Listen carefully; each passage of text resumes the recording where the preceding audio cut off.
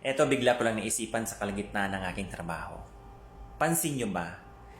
Hindi ko naman nila lahat, pero may mga tao talaga na yung pabigla-biglang namamansin, nangungumusta, at nagpaparamdam. Sa kadahilanan, meron silang kailangan sa'yo. Okay? So, anong reaction mo? Matutuwa ka, magagalit, o malulungkot? Kaibigan, maging pribilehyo sa'yo yan, o mas ikinagagalak mo sa sarili mo dahil ikaw sa dami-dami ng kanyang pwedeng isipin na tao, ikaw ang napili niyang kamustahin.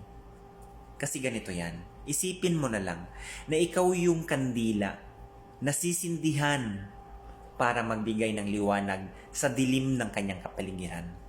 Di ba? Kung meron lang, bakit hindi? Kung kaya lang ibigay, bakit hindi? Kaya matuwa ka kapag ikaw ay pabigla-biglang kinakamusta. Okay?